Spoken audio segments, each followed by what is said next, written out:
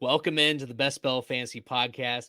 Tonight, we have a special edition. We've got the band back together. Billy Muzio, Bradley Stalder here on the Bestball Fantasy Football Podcast. Tonight, we'll be doing a live draft on drafters.com, and the room is almost full. So if you are watching and you haven't jumped in, there are still 2 spots available in the Drafters Million NFL Best Ball Championship.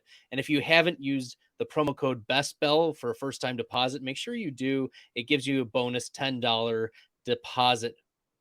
So, Billy, thanks for joining me. You've now embarked on new endeavors. You are now the senior high-stakes analyst for Fulltime Fantasy. How are you doing today? Thanks, buddy. It's nice to see you. Nice to hear your voice again.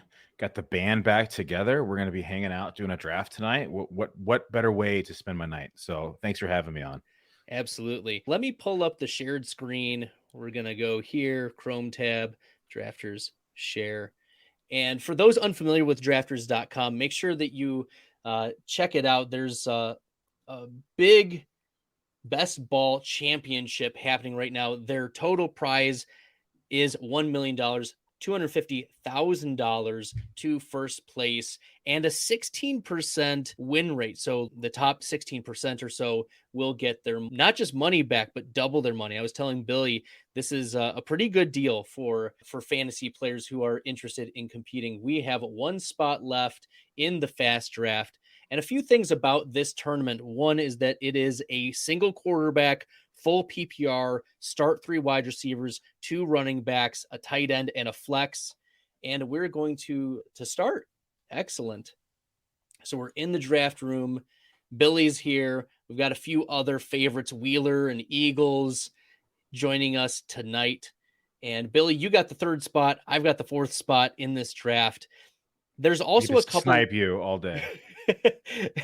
Good thing I haven't released my updated rankings yet, but here we are. And yeah, there are a couple other things about the Drafters Fantasy that you want to click I am ready, let's draft. A few other things I like about it. It is full PPR, so that does change your strategy a little bit. And when I was drafting on Underdog, the Superflex tournament was a big part of that. So now we're back to the 1 quarterback. What is your philosophy and attitude, philosophy and approach with these 1 quarterback tournaments?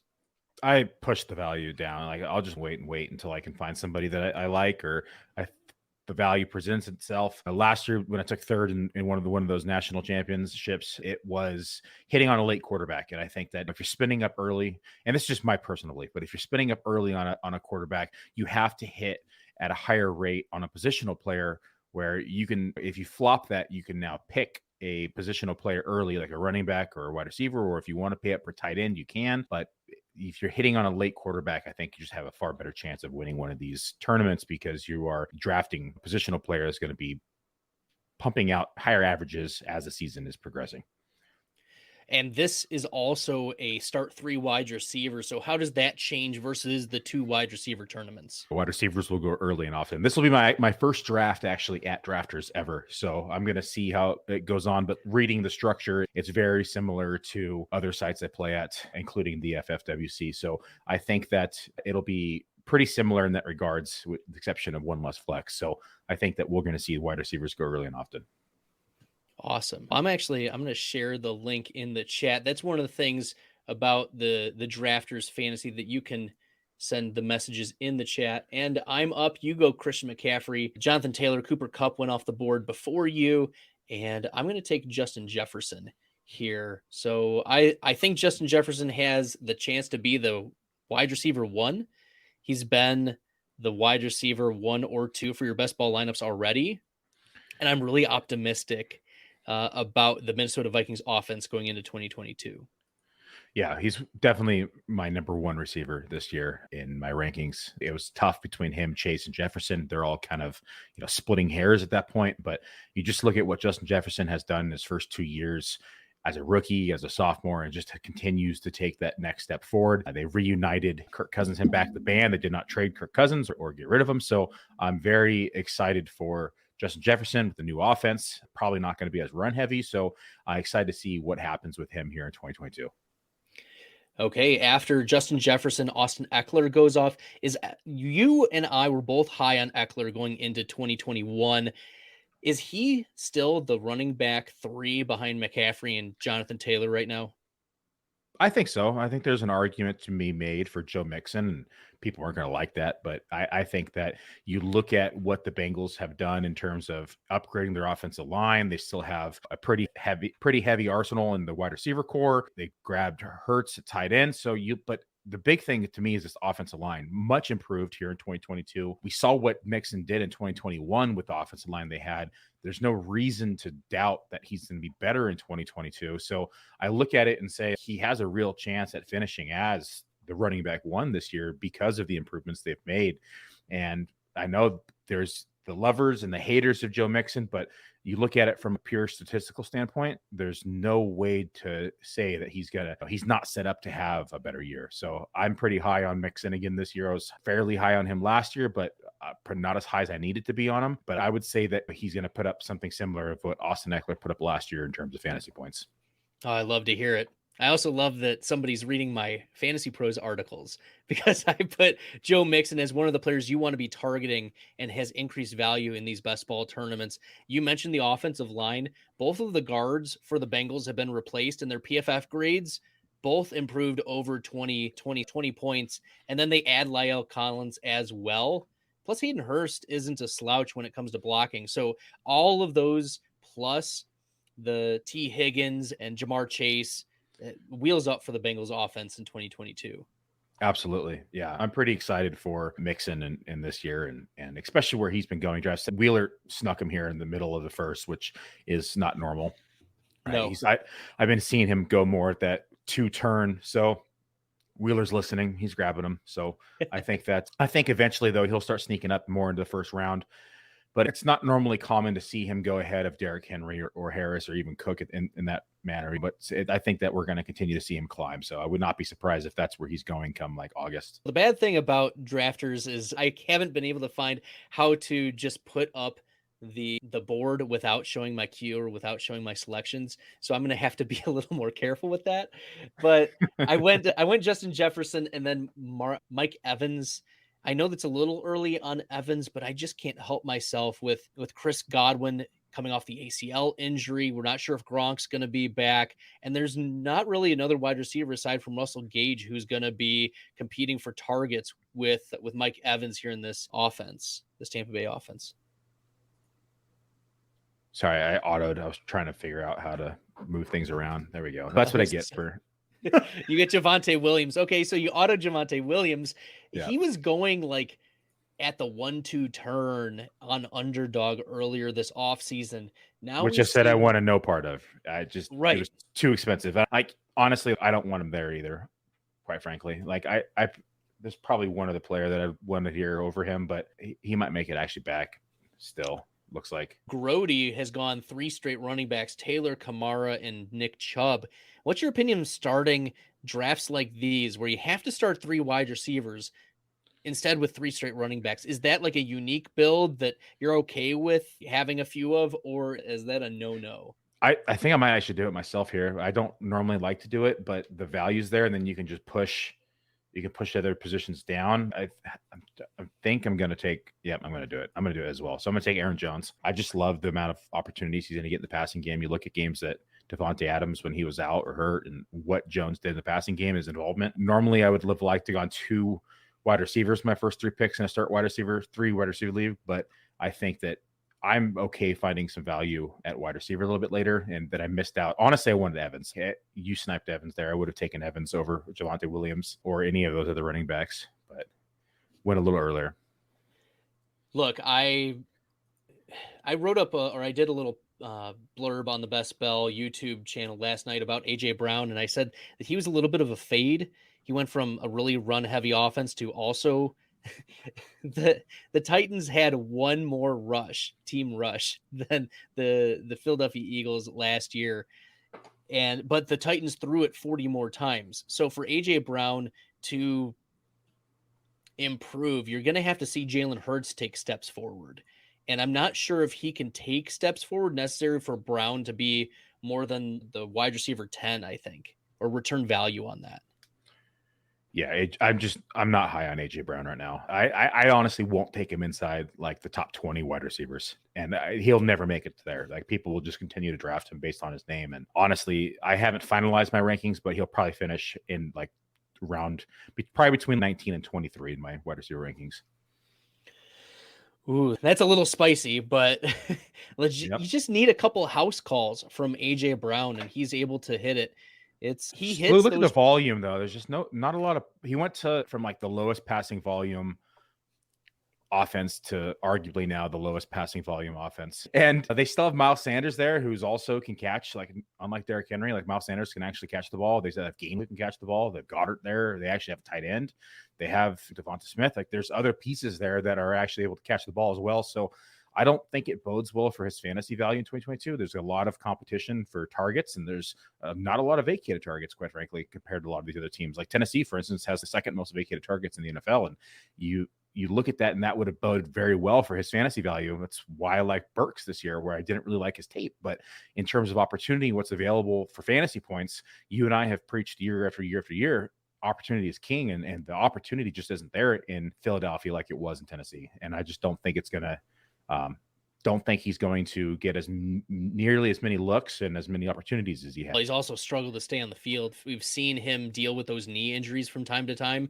But when he has been on the field, he's hitting your wide receiver 1 and wide receiver 2 spots at some of the highest rates in the NFL. So even on those low volume offenses of the Tennessee Titans over the last few years, we've seen boom plays, but maybe we see a lower floor this year. I think we see a lower floor for AJ Brown. I'm okay taking him as my wide receiver 3 here, though. All right. Yes. Off the Schneid has noticed that I've been sandwiched by 3 running back back-to-back takes. And I'm left with Michael Pittman, Darren Waller, Chris Godwin, Jerry Jeudy. You got your boy Travis Etienne. I do. And I'm down to 12 seconds. I'm going to take George Kittle here. And I'm going to do it because of the upside. Kittle is one of the highest ceiling tight ends. Like aside from Travis Kelce, he can hit those ceilings unlike almost any other tight end in the NFL. But we're not sure what the San Francisco offense is going to be. There have been all these rumors about Trey Lance, and I'm not sure what to believe. Billy, what are you believing about Trey Lance for 2022 and the Jimmy Garoppolo situation? We knew he was a raw talent coming out of college. I was so pissed off they traded up for him to begin with. I just didn't think he was going to be ready. And here we are in 2022, and I still don't think he's quite ready. I think the passing volume is going to suffer. I don't think we're going to see nearly as much passing volume as we've seen in the past. 1 second, I'm on the clock.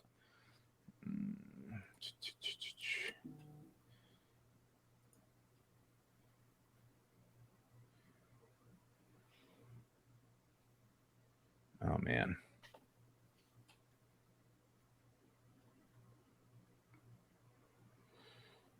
Yeah, I guess I'll go that route. I just don't think we're going to see the passing volume that we. Yes. Yeah, I was not taking another running back. So I think it's definitely going to hurt the passing game altogether. Honestly, that's why I like Mitchell a little bit more than a lot of people this year, especially with Debo expressing his concerns or letting people know that he does not like to be a hybrid back, or hybrid wide receiver as much. So I would expect that if he does stay, he's probably not going to see him in the backfield much at all this year, if at all. And that opens up the more running opportunities for someone like Mitchell. Yes, they spent some capital on a running back this year, and yes, Trey Lance can run the ball, but I think that those kind of negate all the opportunities that Debo was taking. So I like the running game more, but Lance is an intriguing prospect, right? Can run the ball, can throw the ball, but I'm wonder how well he's going to do it at the NFL level here in year 2. You aren't worried at all about TDP eating into Elijah Mitchell's workload?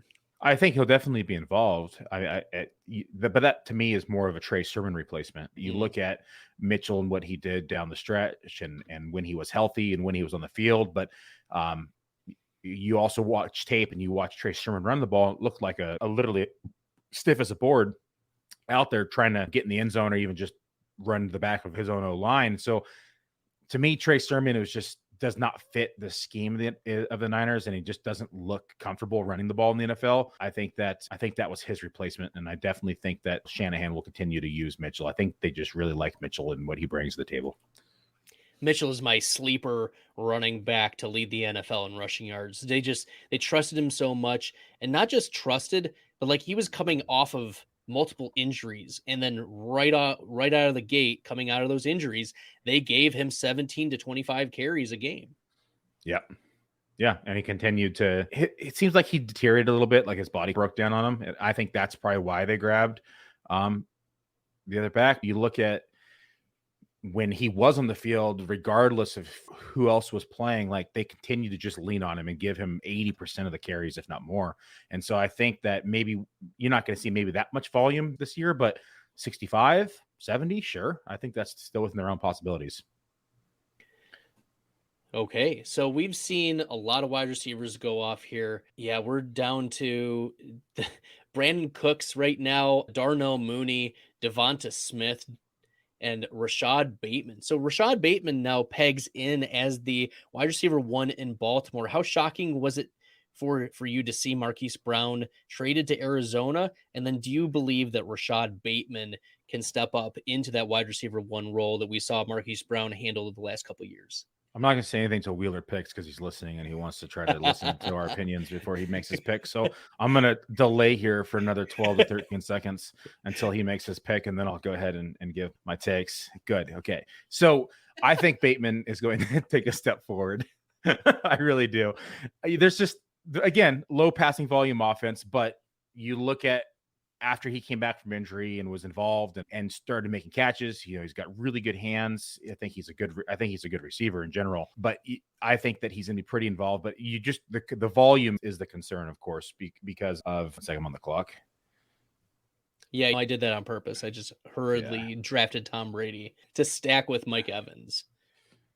This ADP is so much different here compared to what I'm used to. I think we're going to go. I got someone in the queue just in case. I will just go ahead and take it. Okay. Ayuk. There you go. Yeah, after I just said I was concerned about Trey Lance. But I still think I'd probably put maybe a 15 to 20% chance that Debo gets traded. I don't think it's likely at this point after the draft, but if it is, where does Ayuk move up the board, right? That's where I've been hedging. Really? He took Russell Wilson? I thought he'd probably make it back. He took him over Burrow? Yeah, that's interesting. Wow. Over Burrow. I thought for sure one of these guys would take Burrow. He's stacking with Judy, so. Yeah, I guess I should have looked at that more. I have Sutton and Javonte. I should have taken it. It's okay. Okay, now I push. Shrug it off. Now I push. Man, I don't like that. That sucks. Sorry, bud. Yeah, it happens. Okay, let's take a look here on the clock again. This timer, 30 seconds, man. I'm not used to that other than underdog. Let's go ahead. Let's lock it in. There we go. All right. I love Adam Thielen there. Oh, my gosh. Yeah, that's late. Holy buckets. I almost took him in place of Ayuk. But and I'm on the clock. Shoot.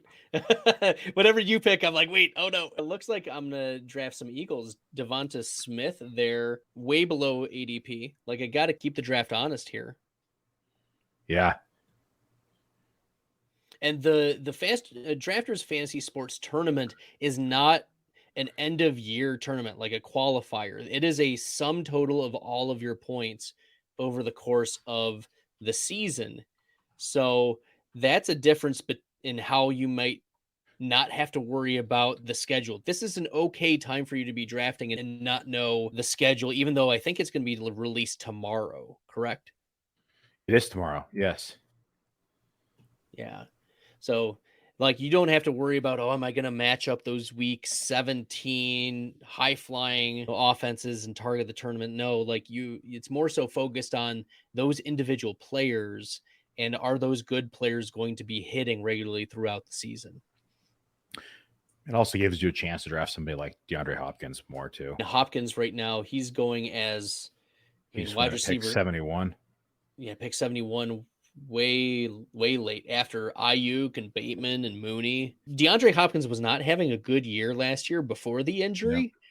but now he's a full fade, and we're getting him end of round 6. So Yep, that's late. I've seen him go later though. In 3 wide receiver leagues, I understand why he's going here. I've seen him go later in other drafts as well. Just depends on your how much risk you want to take on and what your build is. I think that's his 4th receiver. I think that's fine. yeah, 4th receiver, absolutely. Devonta Smith last year was never a wide receiver 1. Like, he never made your wide receiver 1 spot, but he made your wide receiver 2 and wide receiver 3 spots like 27% of the time. And so that's pretty good as a rookie. I know that he's now going to be competing against AJ Brown, but still, I think wide receiver 2, wide receiver 3 being your wide receiver 4 spot, that's not too bad. Especially getting into value. Although we've seen, is there a way that you can expand the board? Scroll up? I don't know. Oh, there's this plus and minus button. Yeah, the plus and minus. Yeah. So the minus actually moves it up and plus moves it down. So yeah, I was thinking more of the board. I was like scrolling up and then someone would pick and it still does it. It jumps me all the way down. It's weird. It moves my board every time someone picks. Yeah, it does automatically move it. That's annoying. This is my first draft over here for people who are tuning in. Billy's complaining. He's going to call up drafters and be like, these are the things I need changed right now. Yeah. Change it. Stop moving my board. All right. Maybe if I zoom in, maybe it won't let me rotate the board then maybe. Let's try that. If I go at that, like on the round it is. Nope, still doesn't. All right. It jumps. Yes, I get Russell Gage. Let's go. Gage is my boy. And now he's on the Buccaneers. Billy knows my long history and love for Russell Gage. Since, what was it, entering the 2020 season, I had been just preaching Russell Gage. And Billy had rolled his eyes all the way to Canada. I did. I thought it was going to be Olamide Zacchaeus. How wrong was I? Pretty wrong. Pretty wrong. Pretty gross. Oh, man.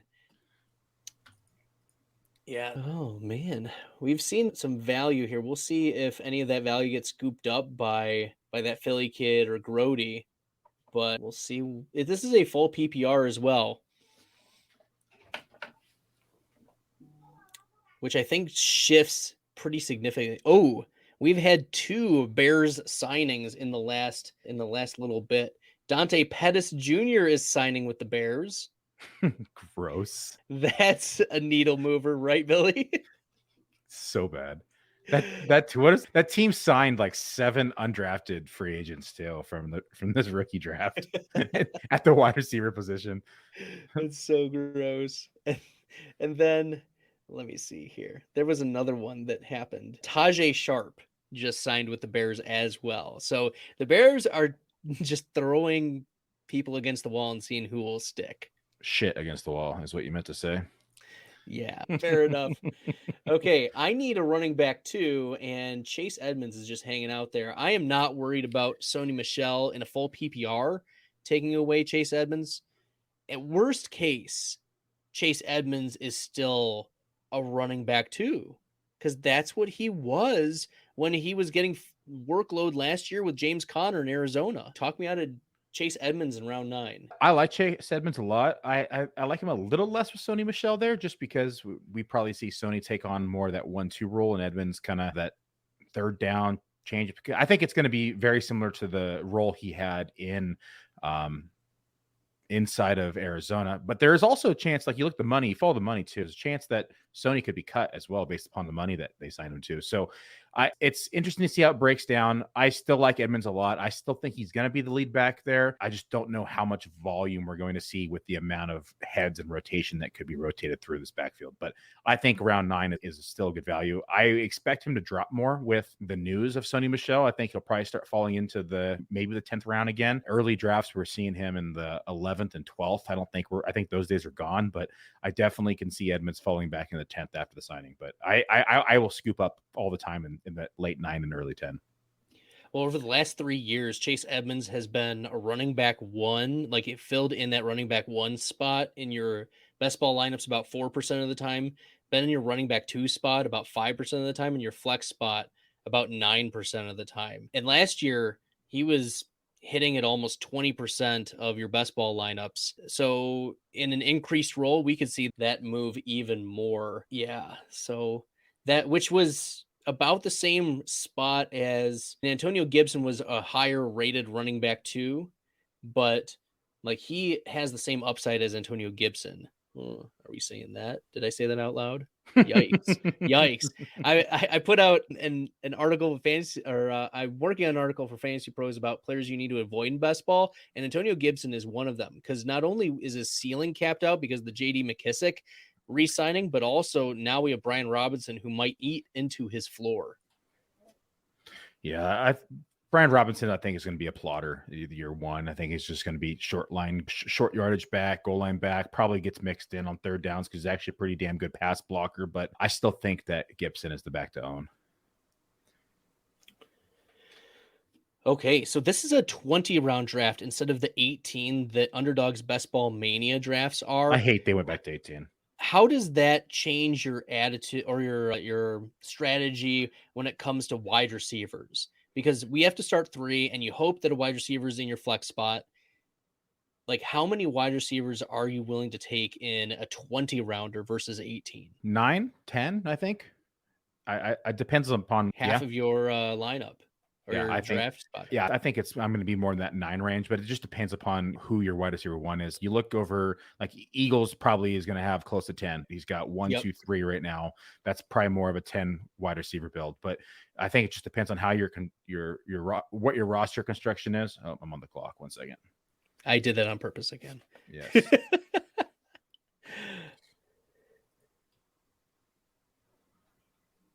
Is there a rookie button where you can just sort by rookies? No, I don't see anything. No, but you can sort by team. So you can just click on the team button, and that really helps me sort through like the stacks and predetermine in my queue. Yeah. It's okay. It's okay. Wide receiver 7, I think. Is that my 7th receiver? 1, 2, 3, 4, 5, 6. Yeah, that works. Okay.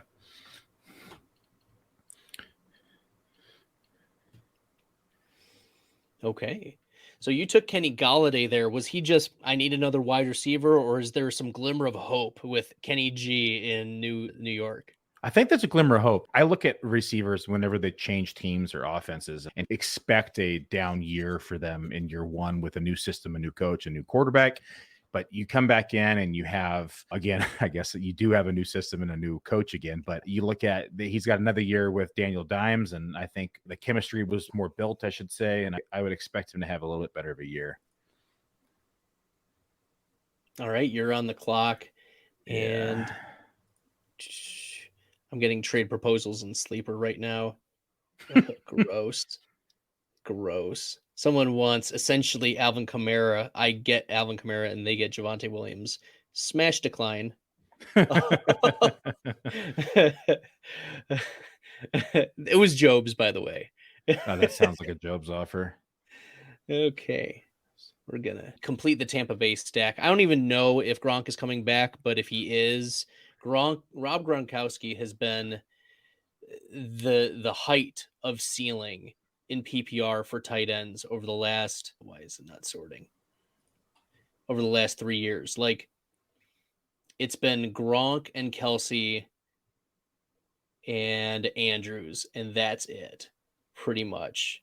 Aside from in this order, Kelsey over the last 3 years, the tight end win rate. So the percentile adjusted rate of a tight end getting 16.5 fantasy points, because that's going to be like an elite tier tight end. Kelsey, Andrews, Kittle, Gronk. So I have Kittle and Gronk as my tight ends. I'm not going to draft a third tight end. Essentially, those guys are going to get me there or not in this draft. And then don't hate it. I have especially if Gronk plays. If he doesn't play, I think you're screwed. Yeah. Grumble. Win or go home. And then I've got the Jefferson Kirk Cousins stack, because I do believe in the Minnesota Vikings. I mentioned the Vikings as a wide receiver group that I want all of the pieces of if I want to take like different stabs of of teams. Like I want the Minnesota Vikings, given the hopefully pass heaviness, but also we've seen like KJ Osborne have spike weeks. We've seen Emir Smith-Marset have spike weeks. And so I want a couple pieces of that. Yeah, Gronkowski, I think if he does play, and I think there's a pretty damn good chance, I'd probably say it's a 70% chance he's back. But if he does play, the value is so big because you're looking at an easy top 6-7 tight end. But if he does not play and you only have one tight end, I usually go 3 tight end builds when I have Gronkowski's teams, just because hedging bets there. It's like a late, like around 20 ad or something like that, just to ensure I have somebody else, especially if it's Kittle, because he one of the hardest playing tight ends in the league. You always have to be concerned with injury. Fair enough. Those are some of the best tight ends who also, if they get a lot of usage, it's a miracle, I think, that Travis Kelce has missed no games since his torn ACL. What was it, at the beginning of his career, year 1? Yeah.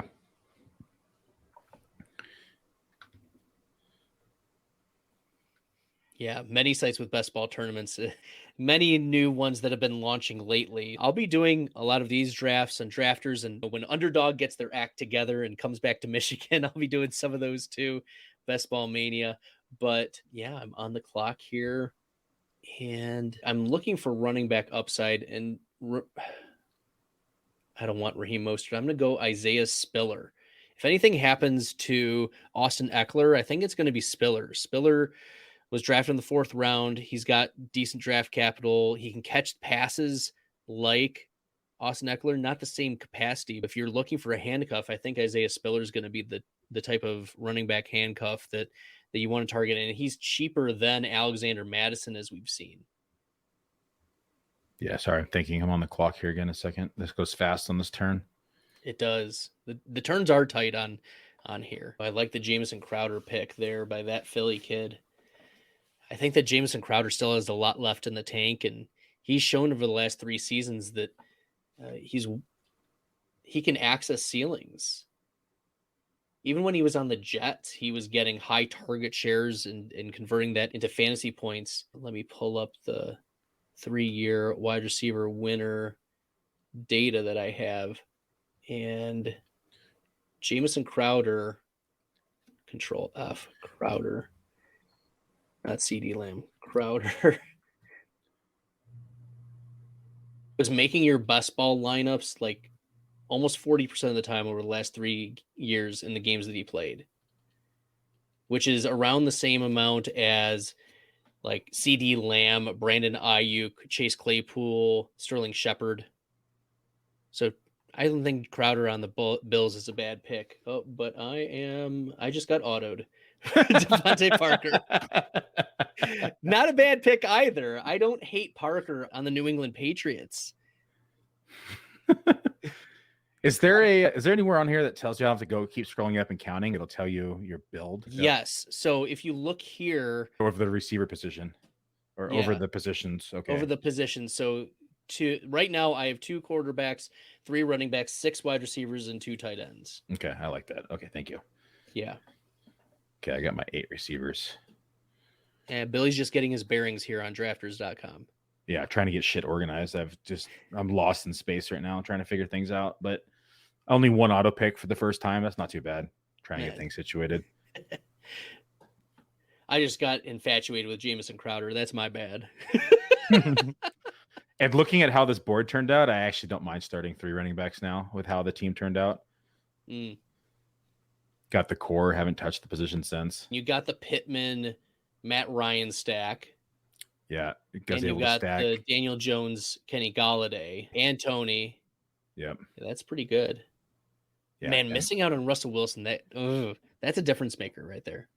Yeah, that kind of tilted me. I missed he had Judy. I was looking at that side and just saw, I think he'll take Burrow ahead of Wilson. That my plan was to take him, but I'm fine with it now with how it turned out. Sutton, I think, is going to be more of the DK Metcalf in that offense. So I really like Sutton this year. I liked him a lot in other years too. I think in half PPR, Sutton is the better play than Jerry Jeudy. Yeah. Full PPR, I think a case can be made that Judy's better, but Judy's really struggled to show upside over the last couple seasons in the way that Cortland Sutton, he's shown that he can achieve like those top 6 wide receiver weekly finishes. Jerry Jeudy just, he hasn't done it. Yeah, I agree with that. Judy's a great route runner, but he just hasn't he has had the most target separation too in the NFL last year, but it hasn't shown up on like statistics. So I think this is the year. I really do. Like, you look at who his quarterbacks have been, and I think that we finally see Jeudy become fantasy relevant. But I think in general, this offense is just going to be a lot more potent. And you look at this conference, and this is going to be one of the best conferences in the NFL too, as well. So I have pretty high hopes for the Broncos here this year, and it'd be interesting to see how it's divvied up, because they have a lot of mouths to feed. That's Javonte Williams. They have Melvin Gordon. They have Albert OK. They have Jeudy. They have Sutton. They have there's just Patrick's not a slump either. They have KJ too. So there's a lot of players here. You heard the quote today that KJ Hamler wants to be Russell Wilson's Tyler Lockett. Yeah, I was going to respond that I wanted to be like Warren Buffett. I want him to be my sugar daddy or something. It's not. You can't always just say it's what you want. Get what you want. Yeah, you got to perform, man. So there's a philosopher Jagger once, and he said, "You can't always get what you want, but if you try, sometimes you get what you need." You get what you need. Oh yeah. All right, I am up. I'm going to put my money where my mouth is. KJ Osborne is the pick here in round 14. That it gives me 7 wide receivers, 3 running backs, and I got my 2 quarterbacks and 2 tight ends. And you're on the clock here. Yeah, I don't think I want.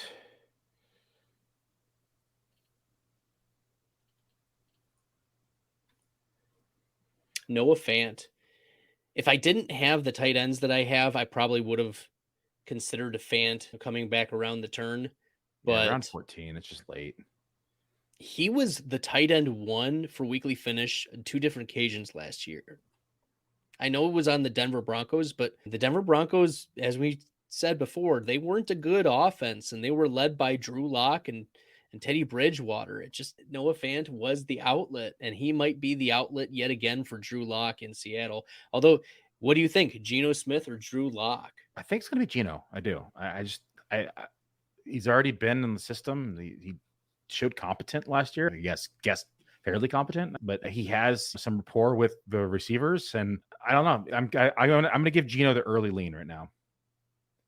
Yeah, I was looking at Player Profiler's Dominator app, and they had side-by-side comparisons of Geno Smith and Drew Locke, and it was majority in favor of Geno Smith. And we saw that last year where in comparing those player profiles, Teddy Bridgewater versus Drew Locke, it was clearly Teddy Bridgewater. And so I would also lean Geno Smith right now. Yeah, it's just a hunch too, but I just feel like I feel like that's the way it's going to break down, unless Locke has some great camp or they trade for somebody. But it doesn't seem to be that. It doesn't seem like that's going to be the scenario.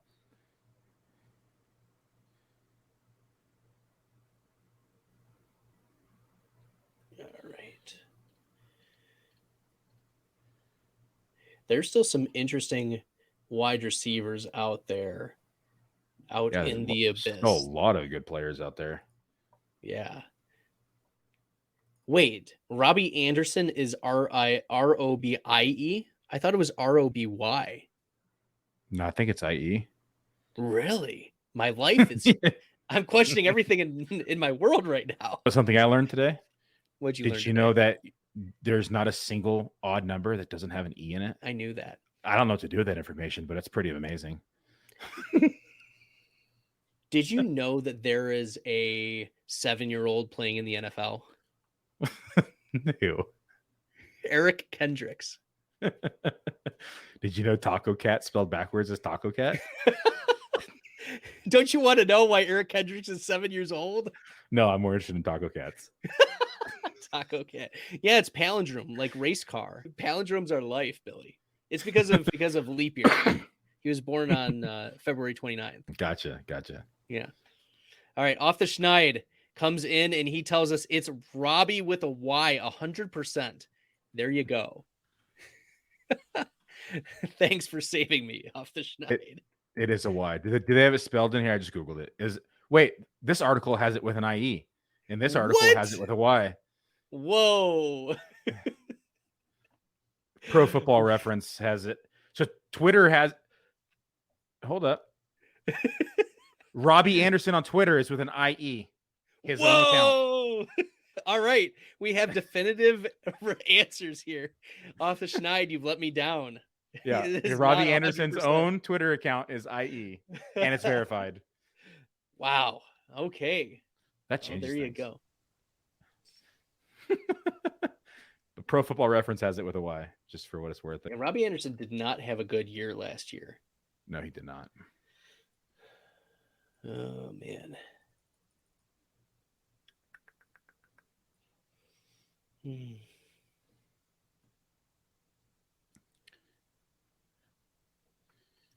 I'm going to go Donta Foreman there. Actually, out of the top, I was going to stack cuff that. You just sniped me, bastard. I'm sorry.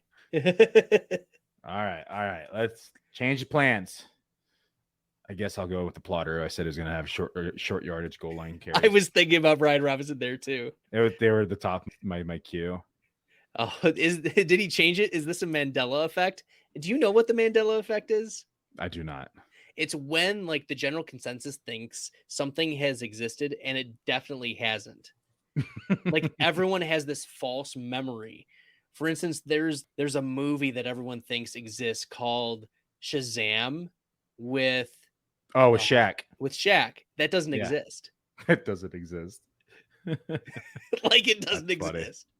So that's the Mandela effect. So I guess Robbie with an IE, I apologize. That is my mistake. My bad. Okay. So right now my build is a 2-4-7-3 build. I'm gonna I need to take another running back here. Zamir White. You were talking up Zamir White earlier.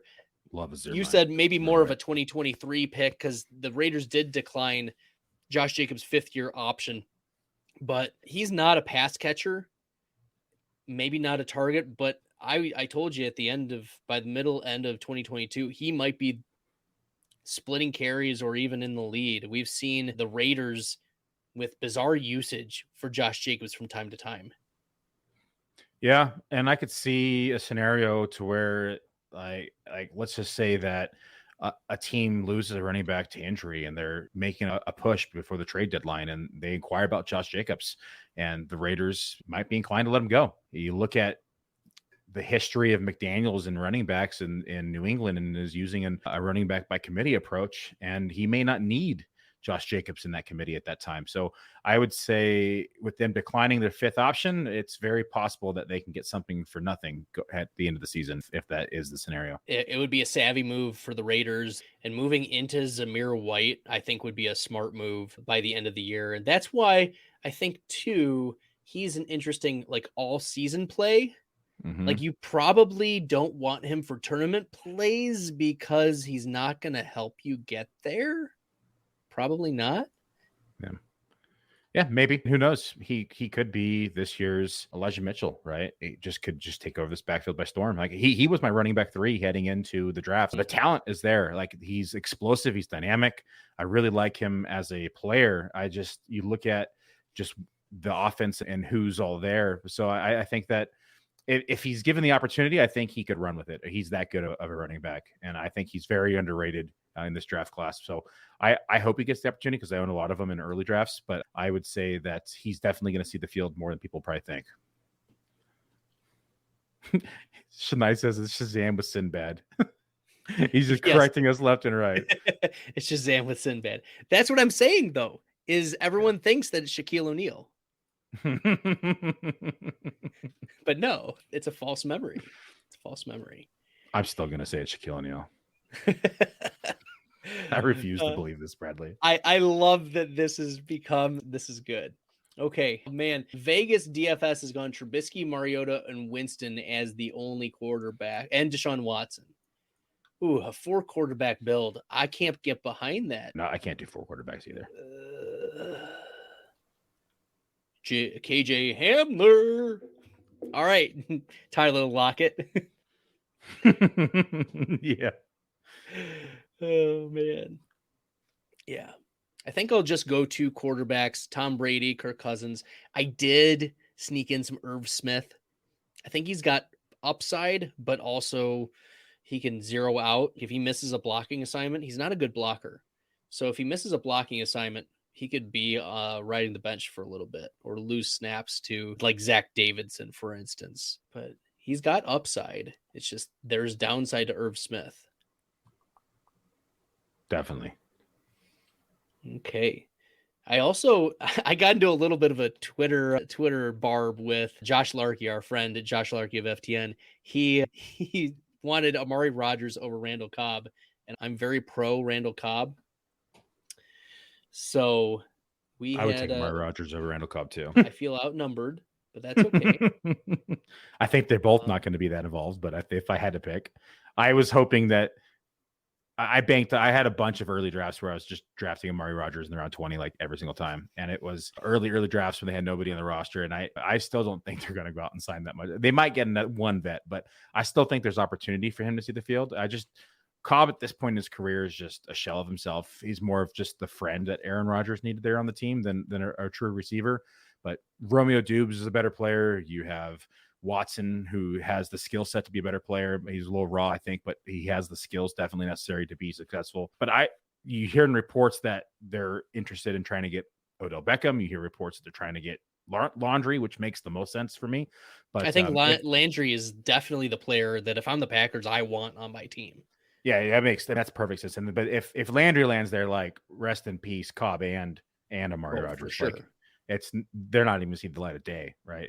That's the scenario that you don't want any of it. But I don't think either one of those guys is going to have a significant role to where it's really going to matter. Over the last 3 seasons, Randall Cobb, he hasn't filled in any wide receiver 1 spots for you in best ball, but 18%, 19% of the time he's scored 16.5 fantasy points or more for you. And even last year, he was at 17% of the time getting at least 16.5 fantasy points. 3 of his 13 games, he had at least 16.5 PPR fantasy points. So if Amari Rodgers still doesn't hit and the Packers don't sign someone, like it would be off brand for the Packers to sign a veteran wide receiver like a Jarvis Landry. I know that they've been tied to them, but it makes me nervous. You know? Yeah. We're drafting May 11th. I mean, what do we know? Things are going to We know everything right now, Bradley. No, it's completely. There's so many things that are going to change. Yeah, unless anyone takes Amir Smith-Marset before I do, he's going to be my last pick in this draft, just to do all the Minnesota stacking, put my money where my mouth is. You know, the other one I've been really liking, I don't know if he went, I haven't looked yet, is and I owe this one to, who was it? I'm blanking right now on the name. That's going to bother me, but it was Nick Herzig? Westbrook. No, it wasn't Herzig. It was, man, who was it? It's going to drive me nuts. I'm going to find him on my Twitter comments. 1 second. We were talking about this spreadsheet and everything. That's it. Mike Sonda. We were discussing Nick Westbrook-Akeen and the opportunity that he has in Tennessee. And like, there's a real argument to be made for you should be drafting him in terms of opportunity and targets and having familiarity with the team. So I think that it's a sneaky ad if you need another receiver late in drafts. It feels gross, but I get the volume argument because it's a low pass volume offense, but the only other wide receiver who's going to be good to go come September is going to be Treylon Burks. Robert Woods is coming off the ACL injury from last season, and right now we don't know if he's going to be making it back for week 1, much less even halfway through the season. Did you see who I added last draft? I've been doing this in drafts as of the last couple of weeks. And it feels gross, but you look at who's on the roster. Do you know who the running backs are right now on the Giants roster? It's Matt Breida and Saquon Barkley because they cut Devontae Booker. Yeah, there's literally nobody there. And you'd think that they were going to add somebody, but they haven't yet. And so maybe they really are going to just roll out with Barkley and Breida. And if that's the scenario, we know that Barkley hasn't been the poster child of health lately. Like, Breida could be a pretty sneaky ad here in drafts late. Oh, You know, I mean, there's behind gross, him but yes, I get is it. is behind him is Gary Brightwell, Antonio Williams, and I can't even say that last guy's name. It's like Platzgummer or something. I don't even know who the hell that is. Gummer. Yeah. Excellent. Sandro Platzgummer is the guy's name. I think he's a fullback-ish player. You could tell me he was your fairy godmother. I wouldn't know. I don't know who he is. I've never even heard his name. Wheeler, I appreciate you not sniping Smith Marset. And Off the Schneid is appalled that a Packers homer would be taking all these Vikings. But here we are. Wheeler is saying Barkley's going to win me all these pre-draft tournaments. Billy, let's recap the teams real quick. I had a 2-6-9-3 draft. I don't know where you'd see yours, but I'd probably click view my team. I have a 3-6-8-3. 3-6-8-3. Yep. And I started with, or let's go with your team and then you can talk about my team and then we'll call it a night. Yeah. Yeah. So I started off with McCaffrey at the 3. It was between McCaffrey and Jefferson for me. And I usually like to build anchor running back teams. So McCaffrey was the pick for me. I got autoed in round 2, but I looking back on it in hindsight, I actually like it now. I would have liked Evans there, but you sniped me. So Javonte Williams being my running back 2, and then getting Aaron Jones, who honestly I probably would have taken ahead of Javonte Williams had I made the pick. So getting both of those actually worked out because I was able to use those as my anchor running back build here, those 3, and not have to touch the position again until round 16 and just say, hey, if one of these backs go down, this team's probably not going to do much anyway. From there, I just went like 8 wide receivers straight. So just got my core, got a lot of good talent. Pittman, Sutton, Ayuk, Thielen, Tony, Kirk, Galladay, and Williams, all guys who are going to have significant roles on their teams, all guys who should see significant target share, and all that have a decent chance at touchdown upside as well, with the exception of maybe Kirk or Williams early. But I think that from there, then I decided to just stack with the quarterbacks. So was able to take Matt Ryan to stack with Pittman and Daniel Jones to stack with the rest of my Giants. And Mills, I actually grabbed Mills. So I was going to do a stack with Mac and a tight end, but they both went ahead of where I thought they were going to go. So that didn't work out. And then Robinson was just a running back I needed, who I'm looking for goal line opportunities there. Didn't really like the pick, but at that point there wasn't a lot of options on the table. And then I went with two tight ends back to back there to shore up the position. Again, both for stacks. Mo Cox to stack with Matt Ryan and Ricky Seals to stack with Daniel Jones. And then I was able to grab 2 backs that I think are going to be underdrafted, but should be probably going higher than where they're at. Williams, I think, has a chance to lead this backfield in carries here in 2022 and is going in around 19 and 20s in most drafts. And in some aspects, undrafted in a lot of these drafts as well. But you look at, they released Mike Davis. They have Algier there, who has fumbling issues. Williams has been productive in his career when he has been on the field. So I really like his chances of leading this backfield in touches. And so whether it's early or not, but I think that he's probably going to see close to 40 to 45% of the carries, if not more, here for this backfield. You're already hearing reports of Patterson, who's going to be pushed outside more, which was my expectation before the draft, because you looked at what happened to his body and he broke down the stretch. That high ankle sprain was getting banged up. So it makes more sense as a traditional wide receiver for him to be outside more when they're wide receiver needy, and for them to lean more on Williams and Algier in the backfield. And then Burrito was, again, a stack option with upside play if Barkley goes down. Yeah, I like the Damian Williams, Matt Breida picks to bring it back around at the tail end of your draft. Ryan Robinson, you mentioned as a plotter. Antonio Gibson hasn't been a bastion of health. Like, he's not... He didn't play any running back in college, and you wonder if he's built to... I'll leave that behind the scenes. Yeah, I wonder if Antonio Gibson won't be able to hold up, and Brian Robinson does get significant touches. Cody Carpentier projected him to be a day 2 pick, and he was. So he's going to get involved. And yeah, so I like a lot of the picks that you took. Pittman, I think, slots in as a good wide receiver 2, and then you're banking on one of Thielen or Galladay or even Sutton to hit on like that wide receiver 1 spot. And then the rest of them can stack on good days. So I think you took a lot of shots. You went straight through. And I think that even with drafting Wan'Dale Robinson, Kadarius Toney is going to be a real useful piece in that New York Giants offense. He is reading the playbook from what reports are saying. So that's a good thing. Okay. My team, Justin Jefferson, I took I think he's the wide receiver 1 right now. Mike Evans, you were upset that I sniped you on him, but I've been wanting the Evans Brady stacks, and that's what I ended up getting in this. I'm so happy that you're finally on this Evans train. I've been trying to get you on this Evans train for 2 years, I feel. And I feel And like watch this year he lets me down. Although I looked back at one of the drafts because I remember last year I was drafting so much Evans, and I looked back at a team, and I remember the comment you made. I took Evans over Cooper Kupp, and I think your comment was, "You're going to regret that pick." And I look back at it and I regret that pick. But it was like, it wasn't Evans, a bad pick. It was just wasn't a bad pick. Looking at the Cooper Kupp's year in hindsight, of course, you're going to regret missing out on arguably the best wide receiver performance you've ever seen in one fantasy football season. But Evans still had a good year. But if you get a do-over, that would be one. Now Evans isn't competing with Antonio Brown for targets and Chris Godwin as well for part of the season. That's a big part. Mike Evans, this stat blew my mind, Billy. I was looking at target share among wide receivers in the top 24 of fantasy points per game. And in the top 24, the only wide receiver to have a sub 20% target share was Mike Evans at below 17%. It was crazy. So I think that target share goes up, and I think that he's going to slot in really well as my wide receiver 2. AJ Brown, I'm happy with as my wide receiver 3. Travis Etienne, I think, becomes the DeAndre Swift of last year. It's a bad offense that needs the ball moving. There's the shower narrative between Lawrence and Etienne. Etienne's hungry to do well and not for Urban Meyer. I don't know if you caught that press conference, but Etienne's I love that. I love that comment. He's like, I guess if there's a year to miss, last year was the year. So I think Etienne is anxious to get back on the field.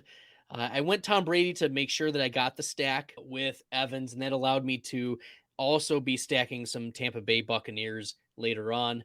I got Devonta Smith to correlate with AJ Brown. If Brown gets hurt, then it's going to be Devonta Smith for sure. And then Russell Gage, Chase Edmonds. I've been on the Gage train for years, and Edmonds is the PPR back you want. And I think he'll be just fine as a running back too. And that's Kirk Cousins stacks with my Justin Jefferson. And I felt like I didn't need to address quarterback or have a quarterback 3 with Brady and Cousins. And Gronk Spiller is my running back 3. I talked about him before. He could fill in the Eckler role, or he could just be a complementary piece and have a couple spike weeks here and there. Devontae Parker was an auto pick, but I still don't hate it. If there's a New England wide receiver with upside, I want Devontae Parker. I think Jacoby Myers is a better redraft play. I think he's a better home league pick. Jacoby Myers is, but I think if you're going for upside, Devontae Parker, the big body touchdown maker, is who you want in that New England offense in best ball. KJ Osborne, we saw a couple spike weeks from him. And even if Adam Thielen goes down, we saw what KJ Osborne could do. And Irv Smith was my tight end 3. You talked me into taking a third tight end, and might as well stack him. That's late for Irv Smith, so I like that pick there. Yeah, in the 15th round, I was surprised he lasted that long. That's what she said. Yeah, exactly.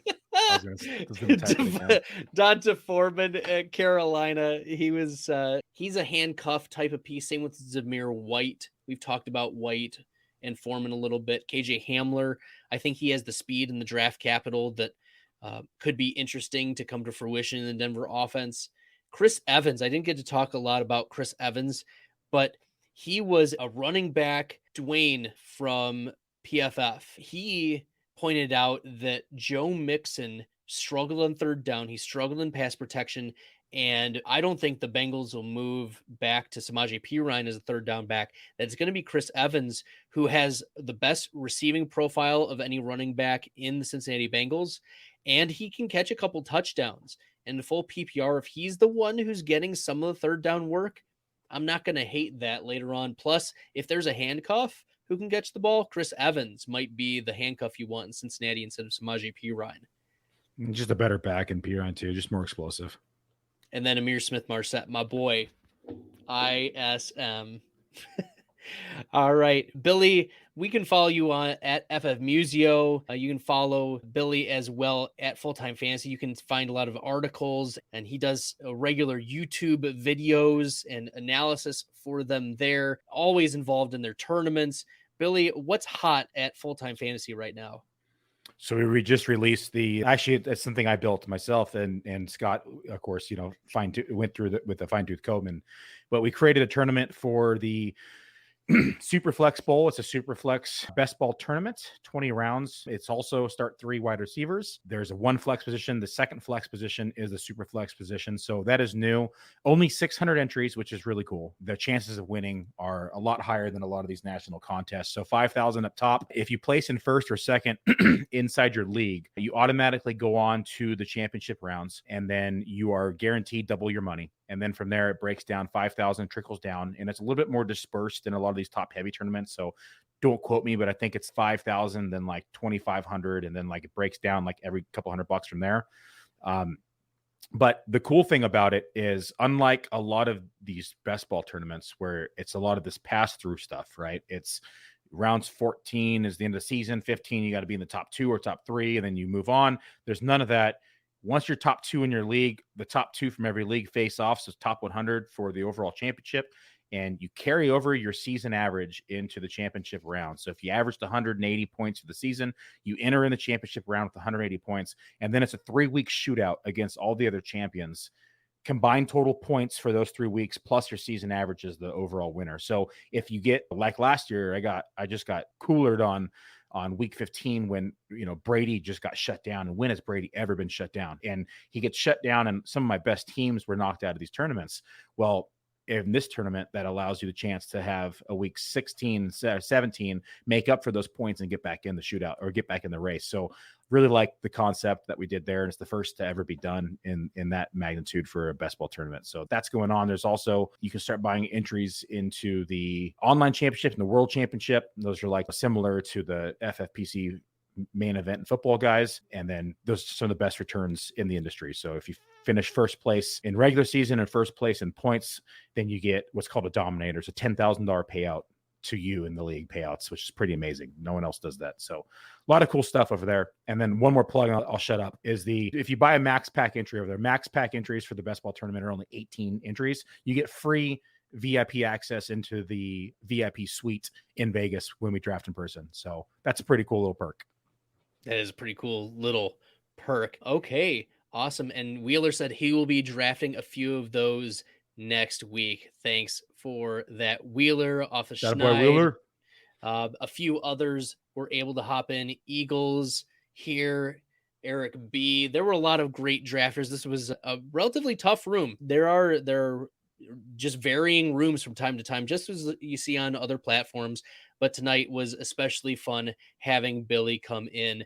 That'll do it for tonight. Thanks for tuning in. If you haven't subscribed to the Best Bell Fantasy Podcast, make sure you do wherever you listen to your podcast. Make sure you check out the Best Bell YouTube channel, where I'll be doing drafts like this with guests like Billy and other studs in the industry.